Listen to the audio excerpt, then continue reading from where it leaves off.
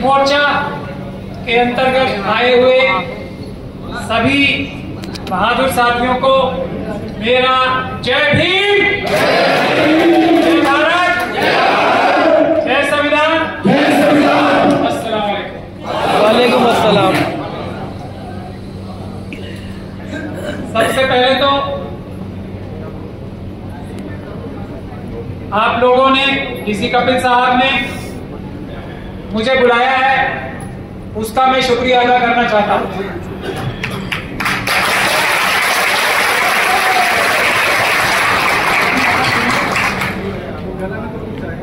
आज से पहले भी मुझे ठेकेदारी हटाओ राष्ट्रीय संयुक्त मोर्चा ने पहले भी बुलाया, आज बुलाया है तो सोच समझ के बुलाया है ना। क्यों बुलाया है डीसी कपिल साहब? आप चीफ एडवाइजर भी हैं। मैं चीफ एडवाइजर भी हूं, इसलिए पूछ रहा हूं, सोच समझ के बुलवाया है ना। विक्ट्री और डेथ, इसके अलावा तीसरी चीज नहीं होनी चाहिए, कोई भी सीधी सीधी बात है।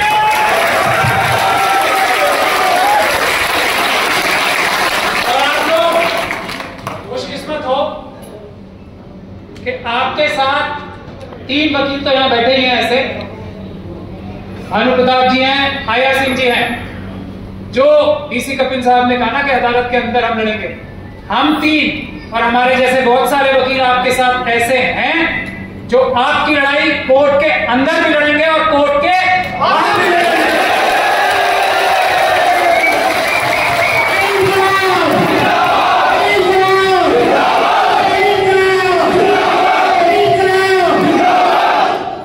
अगर गोली चलेगी तो हमारे सीने आपके सीने से आगे होंगे, ऐसा भी हम वादा करते हैं।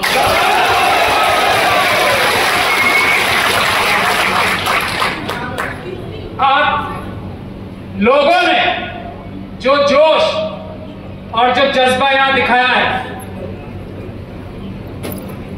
डीसी कपिल साहब फिर आप ध्यान से सुन ले मेरी बातें।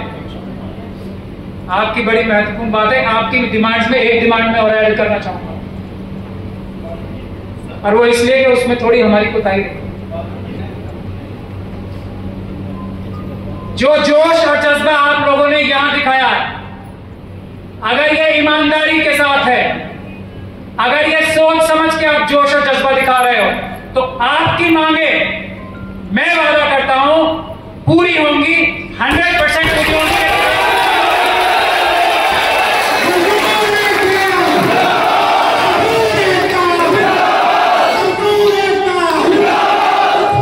लेकिन एक ही पूरी होगी, बाकी 14 नहीं। उसके लिए पहली वाली होगी बस, बाकी सब चीजों के लिए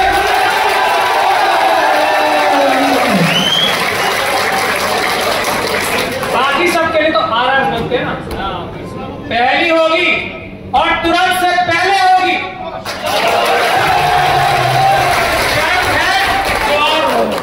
यहां बैठे हो वो सोच समझ के, और जो आज यहां बोल रहे हो ईमानदारी के साथ, दिल से बोल रहे हो, झूठ और फरेब नहीं कर रहे। शर्त यह है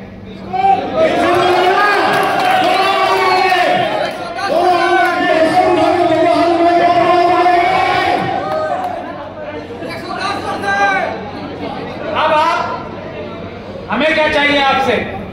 इसी कपिल साहब आगे आ जाओ। हमें चाहिए आपका 1 साल। आप सब जानते हो ना आपके साथ क्या हो रहा है और क्या आगे होने वाला है।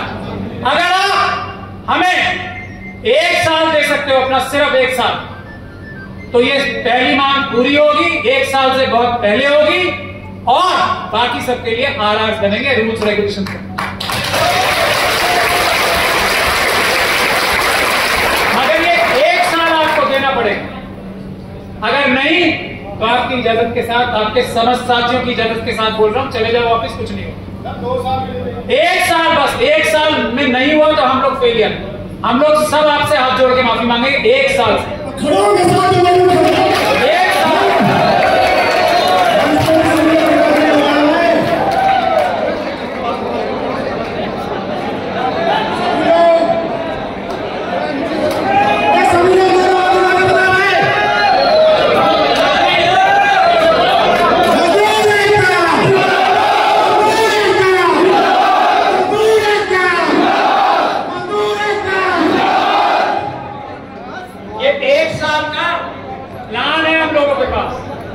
वो हम आपको बताएंगे, लेकिन वो आपके सहयोग के बगैर पूरा नहीं हो सकता। प्लान ये है। इससे पहले कि आपको मैं कोई दूसरी बात बताऊं, जिस बात की मेरी जिम्मेदारी है वकील होने की हैसियत से, पहले मैं आपको वो बता दूं कि आपकी समस्या का मूल क्या है। जो लोग कच्चे होने चाहिए भारत के संविधान में, जो बाबा साहब डॉक्टर भीमराव अंबेडकर ने अपने मुट्ठी भर साथियों के साथ बनाया था, जिसमें लेबर राइट्स सबसे ऊपर रखे थे, बराबरी और इंसाफ सबसे ऊपर रखा था, उसमें सबसे महत्वपूर्ण बात क्या थी कि कच्चे लोग कौन है ये समझना। कच्चे लोग हैं आपके एमपी, एमएलए, कॉर्पोरेटर्स। पक्के हो आप और हो क्या? कच्चे होने का प्रावधान सिर्फ एमपी, एमएलए और चीफ मिनिस्टर, पार्लियामेंट में जो हमारे सब लोग बैठे ना, उनके लिए। आप लोगों को पक्के होने का प्रावधान भारत के संविधान में बाबा साहब डॉक्टर भीमराव अंबेडकर ने रखा है। और जो लोग उसका उल्टा कर रहे हैं, सुप्रीम कोर्ट के झूठे बातें बता के, उमा देवी की जजमेंट जो झूठी पढ़कर जो लोग आपके साथ धोखा कर रहे हैं, वो एंटी नेशनल है। पहले आपको यह समझना चाहिए। वो संविधान को नहीं मानते, संविधान के खिलाफ काम कर रहे हैं। पहले आपको यह समझना चाहिए।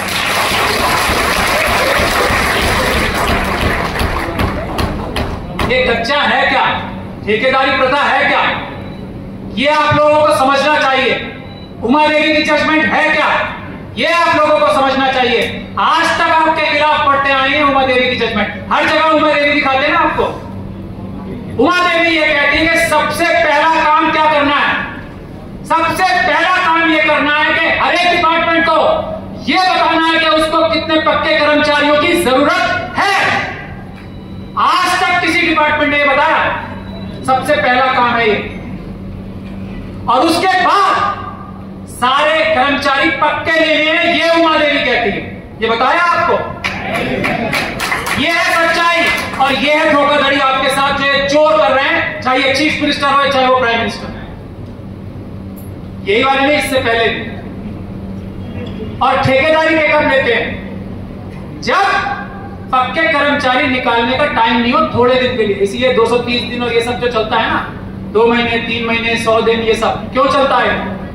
क्योंकि प्रावधान ये है कि सिर्फ 10, 20, 50 दिन, 100 दिन, 200 दिन, 3 महीने, 4 महीने, उतना भर के लिए कच्चे कर्मचारी लेने हैं, जब तक के पक्के कर्मचारियों के रूल्स एंड रेगुलेशंस ना बन जाए, तब तक, जब तक के लिए उनके लिए तनख्वाहों की प्रावधान परमानेंट ना बन जाए। उसके अलावा कच्चे कर्मचारी लेने का प्रावधान ही कुछ नहीं। ये बात आपको समझनी पड़ेगी कि आप लोग जो कह रहे हो वो संवैधानिक है, आप लोग जो मांग रहे हो वो आपका हक है, अधिकार है, और जो लोग नहीं दे रहे वो चोर है, बेईमान है, लुच्चे हैं, लफंगे हैं।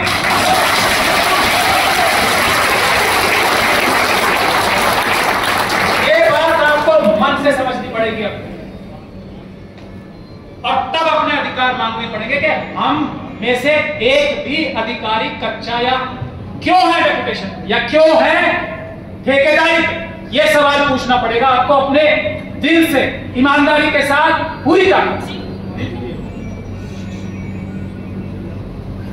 ये बात सिर्फ 2 बिजली, पानी, सफाई कर्मचारी और हॉस्पिटल का स्टाफ,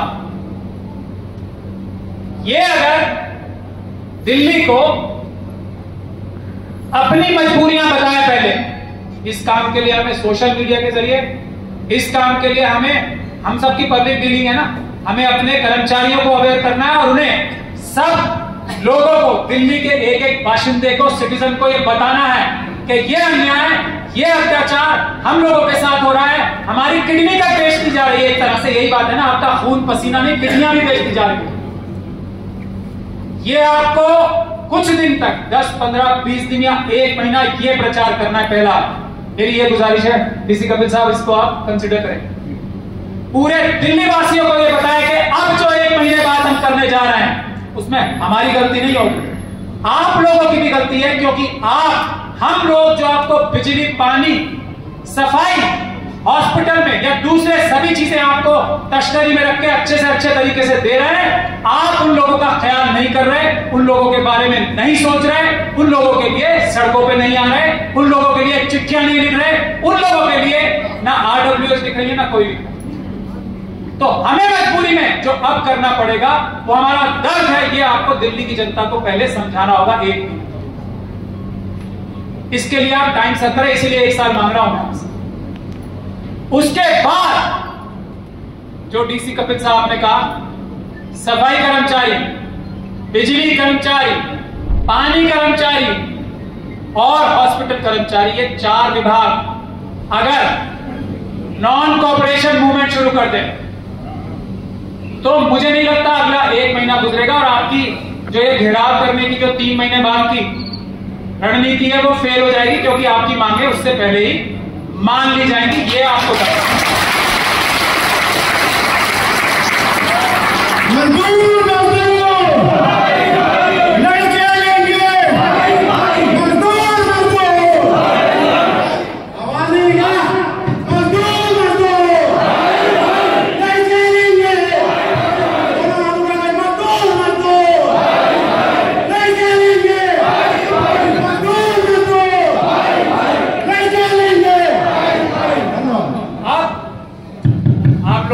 बहुत सारे लोग सोच रहे होंगे, जो लोग इसे देख रहे होंगे वो भी सोच रहे होंगे कैसा वकील है जो ये गैर कानूनी काम करने के लिए बोल रहा है।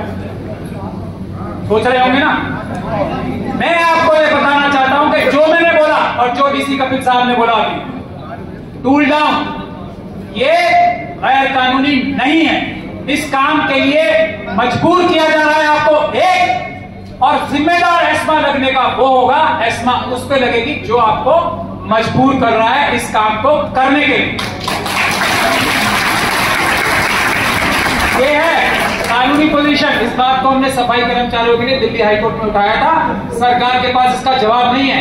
मैंने ये उस केस में उठाया था ये सवाल कि एस्मा क्या कहता है, जो एसेंशियल सर्विसेज है उसको उसमें बाधा पहुंचाने के लिए जो व्यक्ति जिम्मेदार है उसके ऊपर एस्मा लगती है। तो क्या आप लोग जिम्मेदार हो?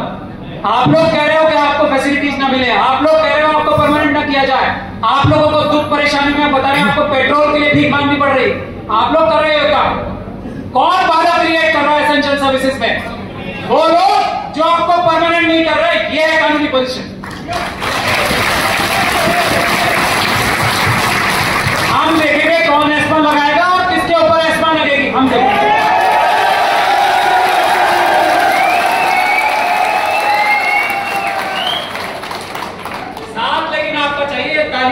साथ चाहिए। मैंने हर बार कहा है, आप लोगों ने मुझे देखा होगा, 20% लड़ाई अदालत पे, 80% लड़ाई सड़क पे होगी। ये बात कानून वही है जो मैं बता रहा हूं। यही है ना कानून, इसमें आप लोगों ने पढ़ा होगा। कौन है जिम्मेदार? आप अपनी मर्जी से अगर टूल डाउन करोगे, आप खुश हो टूल डाउन करके, इतनी कम फैसिलिटीज में अपना पेट काट कर, अपना खून देकर आप लोग काम कर रहे हो, एस्मा आप पे लगेगी उन पे। तो आप तो नहीं चाहते ना टूल डाउन करना, वो आपसे करवा रहे हैं जबरदस्ती। ये है कानून। इस कानून को आपको इसी एग्रेसिवनेस से अपने सभी लोगों के सामने रखना। अब डीसी कपिल साहब से मैं आपको यह कहना चाहता हूं कि डीसी कपिल साहब ने बड़ी जेन्युइन बात रखी कि पैसे नहीं हम लोगों के पास देने के। इस बात के गुनहगार हम भानु प्रताप जी, आयर सिंह जी अब तक नहीं। अब तक हमने कभी आपसे पैसे मांगा हो तो बता दिया। तो ये वाला गुनाह हमारा नहीं। एक गुनाह है जो मैं आप सब लोगों के सामने कबूल कर रहा हूं, और दूसरी मांग हमारी होनी चाहिए। डीसी कपिल साहब, और शायद आपकी नौकरी नहीं है आपकी, वो केस तो हमारी जिम्मेदार हो गया, आज से वो भूल जाएगी। एक गुनाह जो आप सब लोग, हम लोग शामिल हैं, डीसी कपिल साहब की जो नौकरी गई वो वापस लेनी है, और उसी प्रमोशन के साथ जो ये हकदार थे,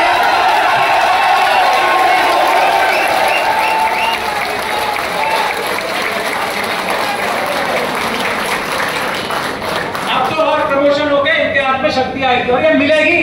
ऐसा हम कोई ऐसा झूठा वादा नहीं करना चाहते। अगर आप लड़ोगे, ये हकदार है, इनको मिलेगी, इनके हाथ में शक्ति आएगी।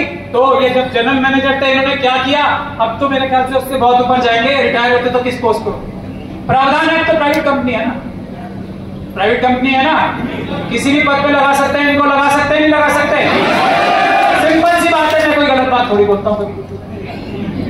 ये भी हमारी एक डिमांड रहनी चाहिए। इस डिमांड के बाद आपकी बाकी लड़ाई लड़ने के लिए डीसी कपिल साहब अंदर होंगे। मैंने इन्हें भी शौक दिया है, इनको भी नहीं पता होगा मैं ये डिमांड में रखने वाला हूं। लेकिन मुझे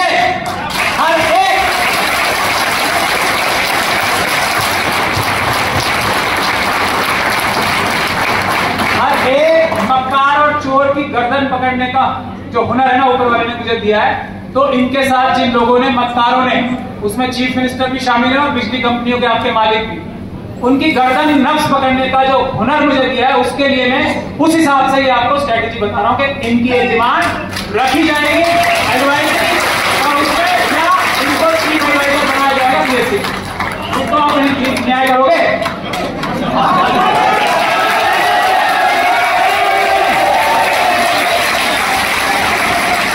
छोटा रास्ता तो नहीं करोगे तो फिर हम सब लोग आपको मिलकर तो कम से कम आप खा नहीं सकते हैं। तो अब करने वाली बात यह है कि अगले 1 महीने तक हम लोगों को बताएं और पिकेट बनाएं। बीएससीएस के बारे में छोटा पिकेट बनाना पड़ेगा और एक आदरणीय परम आदरणीय शीश महल में रहने वाले मुख्यमंत्री जी के सामने ये परमानेंट, ताकि उनको याद रहे। क्योंकि जो लोग ऐसी जगह पे बैठ जाते हैं ना और जिनके मन में चोरी आ जाती है, वो क्या देखते हैं कि आज इतनी बड़ी एकता हो। अब वो फुल टाइम लगाएंगे, उनके पास पैसा भी है, उनके पास ताकत भी है, उनके पास पुलिस के भ्रष्ट अधिकारी भी है, सरकारी अधिकारी, पूरी ताकत इस बात पे लगाएंगे कि कैसे आपकी एकता तोड़ी जाए। तो साथ के साथ हमें उनके ऊपर दबाव आज से ही बनाना पड़ेगा, नहीं तो 3 महीने तक वो इस काम पे रहेंगे कि आपके मिशन फेल कैसे करें। हमें 3 महीने तक इस बात के लिए तैयार रहना है कि हम उनकी एक एक रात की नींद कैसे हराम करें, कैसे हराम करें।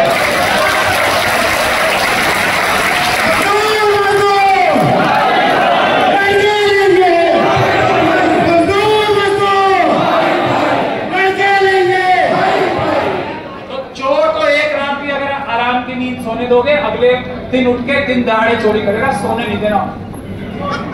अब आप रास्ता सोचो खुद, तो आप अपनी रास्ते अपने आप आपको बिल्कुल से ज्यादा बता रहे। मुख्यमंत्री जी का पूरी तरीके से ख्याल रखो, उनके मंत्रियों का पूरा ख्याल रखो, आम आदमी पार्टी के जितने विधायक हैं उनके घरों का खास ख्याल रखो आप लोग,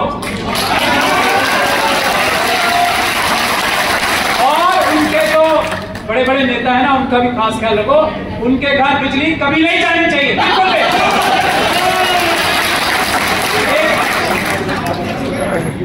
ये आपको आज से ही शुरू कर देना चाहिए, 1 सेकंड भी नहीं जानी चाहिए उनकी बिजली। ठीक है, गलती हो जाए तो वो अलग बात है, लेकिन बगैर आपकी ताकत सारी इसमें लगनी चाहिए कि 1 सेकंड भी ना जाए।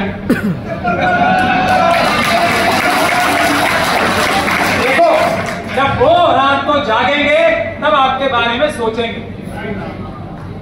तो रात को एक ही चीज सोचनी चाहिए, मैं हर रात को आज के बाद से।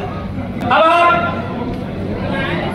प्लान बनाओ, एक लोगों की टीम हमें दो, जो हम आपसे यहाँ पे वादे करके जा रहे हैं उसको पूरा करने के लिए आप सभी लोगों को, और सिर्फ बिजली कर्मचारियों को नहीं। अगर हमारी एकता में शक्ति है, बिजली कर्मचारी अपनी अकेली लड़ाई लड़ेंगे तो कामयाब नहीं होंगे। पूरी ताकत लगा लो, आप कितनी भी कर लो, मैं आपको ये भी बता रहा हूँ साफ साफ। तो सफाई कर्मचारियों को सबसे पहले हमारे साथ जोड़ना जरूरी है, जल बोर्ड वालों को सबसे पहले हमारे साथ जोड़ना जरूरी है। फिर तो आपके साथ दिल्ली यूनिवर्सिटी के प्रोफेसर आएंगे सैकड़ों नहीं हजारों की संख्या में, क्योंकि वो भी बेचारे